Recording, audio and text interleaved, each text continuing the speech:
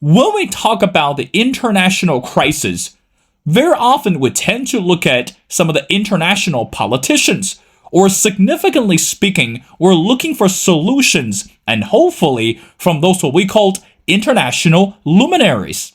Well, if you follow the news closely, that this year, one of the world-renowned, what we say, a famous, not only a politician, but also more known as a diplomat, Henry Kissinger, passed away this year. Of course, he lived a well legacy, and around the world, people were saddened because of his passing.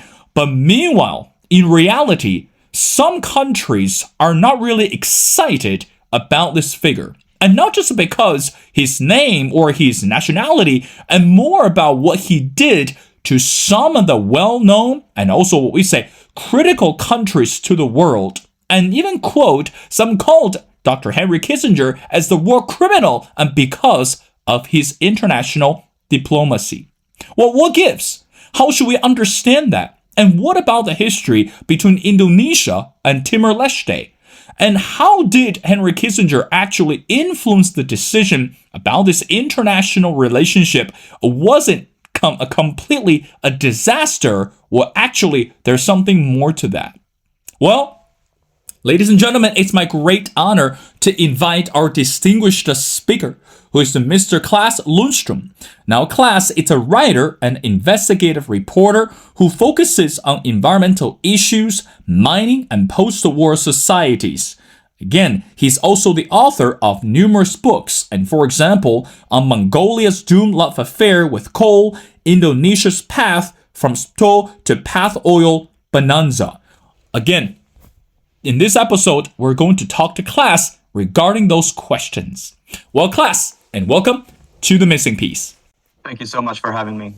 Well, Klas, it's an honor to have you. Again, initially when I discovered you, because this amazing article that you wrote, which is entitled Henry Kissinger and the Murder of Timor-Leste. Now, I want to dive into the article right away. As we mentioned before, when we look at Dr. Henry Kissinger, I mean, there's no doubt people celebrated this figure because of his international policy. And again, he was the, what we say, one of the most important icons for, what we say, the U.S. foreign policy back in the days and even before his passing. But when it comes to the nation of Timor-Leste, and also when it comes to the relationship between Indonesia and Timor-Leste, he was not really a hero per se, and he actually had a lot more derogatory comments and also what we say a lot more criticism from the citizens of Timor-Leste. So let's understand, or help us with better understanding, what was the story behind that? Well, as you say, the figure of Mr. Henry Kissinger was sort of like a two-coin story.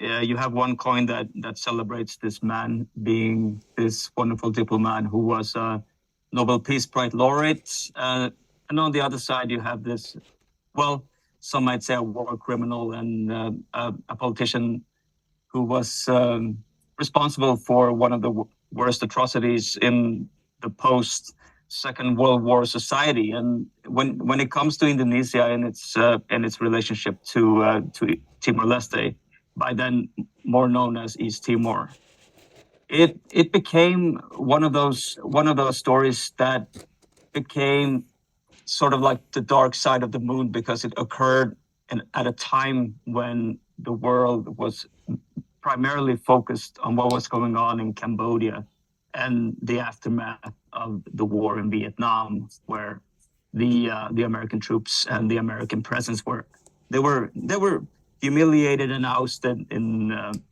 front of the world cameras. But when it came to Timor-Leste, there were no cameras, and the decisions were made on a very top diplomatic stage, where Suharto, the then ruling general and dictator of Indonesia, merely just sliced the cake for himself and for Indonesia to take over what was then the Portuguese Timor, a part of the vast Portuguese Empire, which was starting to open up for post-colonial rule after 500 years of colonialism.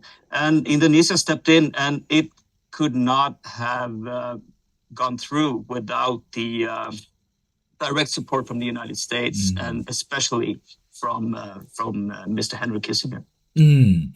Klas, again, going back to the history, when Mr. Henry Kissinger was a diplomat, I mean, again, he worked closely with numerous U.S. former presidents. We're looking at Richard Nixon, we're looking at Gerald Ford, and also, again, the following successors.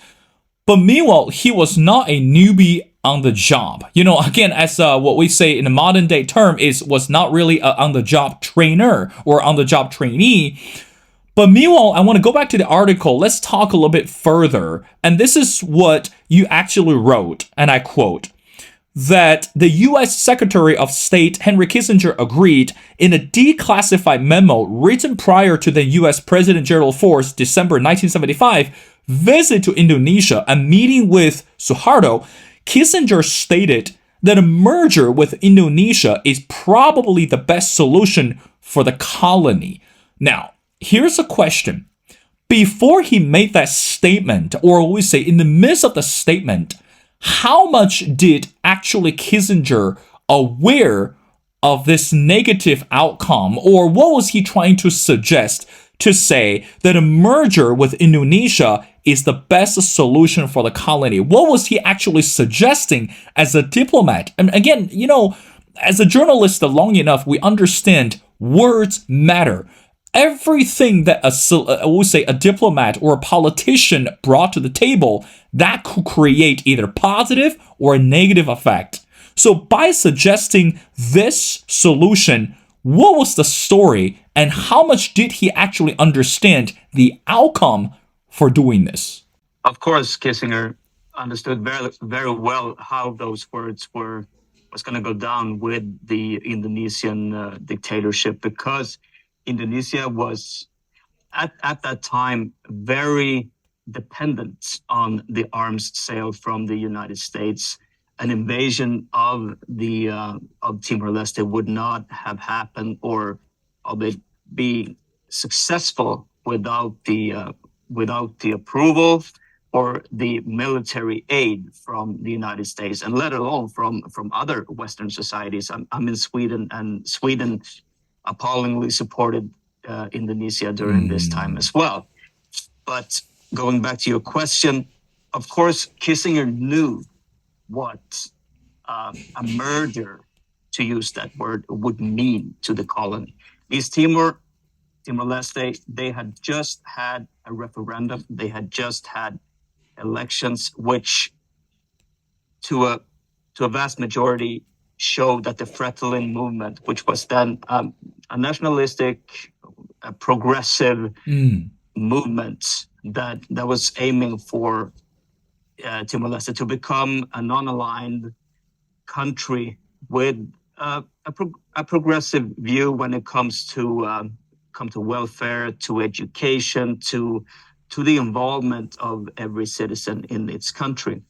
And to Mr. Kissinger, that spelled problem, because it was Timor-Leste has this geographical placement as well, for being sort of sandwiched in a very bad neighborhood. You have Australia at the south, you have Indonesia to the west, and you have China, which is sort of lingering from the north. And Kissinger understood very well that this could mean trouble if Timor-Leste could set up a progressive nation and state and project on the border to Indonesia and to other countries. That was very important to the United States and their domino theory within the Cold War dialectics.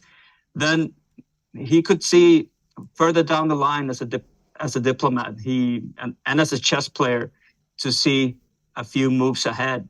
That spelled problem, and why not merger Timor-Leste into Indonesia, and to the best solution not for the colony, but to the United States and to Indonesia, which were in which worked in tandem in this case. So that it's a very cynical way to use people's lives in sort of like a chess game. But that was what Timor-Leste was being used, unfortunately. Klas, let's talk about something which is more influential and critical today when we look at international affairs, the word democracy. You know, when we look at the fabrics of the societies, and not just Indonesia and not just Timor-Leste today, but around the world, democracy, I guess scholars believe, it's no longer just a concept. It's actually a structure which is being constantly shaped and challenged over the decades. Now, in the article, you also mentioned, or indirectly, that if I interpret it right, that related to the concept of democracy, which is anti-colonialist and anti-imperialist. So help us with better understanding what was the concept of democracy for Timor-Leste, and also the same idea that goes to Indonesia. So in other words, where does the concept of democracy actually fit in when Mr. Kissinger actually proposed, or the U.S. step in for this major conflict? Yeah, I think it's a very interesting question, and I think that in this case, Timor-Leste could fit into a broader picture when it comes to this sort of nation projects that sort of evolved out of, not to say nothing, but like a new chance. And in Latin America, another region that I have covered from and written about to a certain extent as well during my years as a reporter, you have numerous examples of other countries that have sort of, in their democratic visions and in their democratic sort of attempts to break out from a colonial or imperialist chain, that they have sort of got caught in world politics and been brought down again. And you have Nicaragua, you have other countries such as Chile, which also tried to establish something else, but that became a danger to not only to its environment, but also to the United States. And Timor-Leste, in this sense, was not, it wasn't even becoming, but it merely proclaimed independence, and it proclaimed an independent thought. It proclaimed that it was going to do things their way. And that in itself meant trouble for the United States. And the ironic thing is that democracy was being used from the other side as well. That Kissinger, who stated and claimed himself to be not only a Democrat, but also a large-scale humanitarian, that his policy and his attempts to bring Timor-Leste back from the craziness of try to do things their way, they were implementing the democracy per Indonesian forces.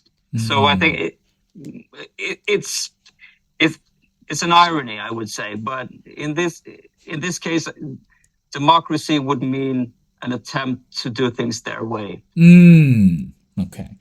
Klas, let's go back to the article. Again, you wrote precisely that Kissinger and Ford, they were well aware of Indonesia's bloodstained reality and under the current ruler back in the days. Now, we understand Indonesia today, it's one of the critical players in Southeast Asia. But meanwhile, what was the political and the social structure back in the early in the mid of 1960s? Because again, we understood that by taking over, or we say by completely manipulating Timor-Leste, was not a decision by Indonesian government alone. And again, Kissinger and US government were all involved in this. But what was the structure for Indonesia back in the days? And I guess that kind of linked to the next question tying together is, why was Timor-Leste was so attractive or even appealing to Indonesia back in the days? I think it's a very important question to raise that you do, because in the 1960s, Indonesia had sort of done what it did to Timor-Leste, but to another colony, which was then West Papua, but which was being liberated from the Netherlands and their colonial rule in the early 1960s, and which was taken over by Indonesia by force. And they, despite a promise from the United Nations to have a referendum which was granted Timor-Leste, and it was a UN referendum in 1999, and that was successful. But in West Papua in the early 1960s, they had a UN referendum, but it was a farce, and it sort of at gunpoint 1,000 men did say that we want to merger with the Indonesian state, if you will. And so Indonesia had done this before, and on a larger scale when it came to West Papua. And in West Papua, you have one of the biggest copper and gold and also oil reserves, which is very important to the Indonesian state. And in Timor-Leste, there were rumors that the Timor Sea had some riches when it came to natural gas and oil, which has come true and is now a question of corruption scandals, but also an important treasure for the Timorese state. But back then, I would say that the example of an independent nation on the doorstep to the Suharto-led Indonesia, but as a symbol, proclaimed a very dangerous example for the Indonesian government. And I think it was the idea that a small nation could do something to disrupt the status quo. Because we must remember that this also happened in the wake of the Vietnam War, when you had a smaller nation causing a political and military defeat to the greatest military nation on earth, in the United States. So it is a very good question. Why did Indonesia invade Timor-Leste? And my simple question is that they were encouraged by the United States to do this, because it was too important, and it was such a delicate time in the mid 1970s, and they just didn't want to rock the boat politically. Klas, I got two more questions before letting you go. Now let's talk about the reality today. I mean, again, Dr. Henry Kissinger passed away this year. I mean, again, sadly speaking, that he was well known and also celebrated by international diplomats, I mean, around the world. But in the article, you also mentioned, and again, it's what we say, the families today in Timor-Leste and still remember the tragedy from history. And again, the sentence I want to quote from your article, it says, all Timorese families have lost someone or were entirely destroyed, and there's no forgiving that. We still don't understand why so-called democratic countries allowed this leader to do what he did with us. Now, let's talk about this reality. How do you think that today, when we look at the nation Timor-Leste and we will look at Henry Kissinger, why was that important for the people today in Timor-Leste to understand, and also to say that there's no forgiving that? So how much do you think that such tragedy, such international wound is going to last? I mean, again, I know this is unpredictable, but what is the impact for such a statement? I think it says it all.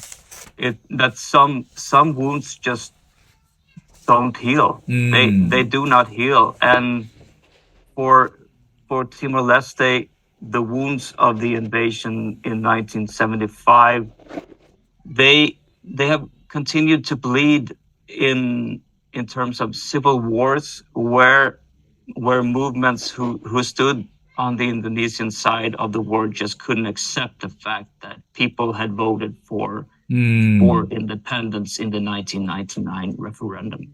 They continued with their military struggle, and there was a civil war, and those outbursts of violence kept bleeding the nation, kept maintaining the people in a sort of like panic stage where they just couldn't move on.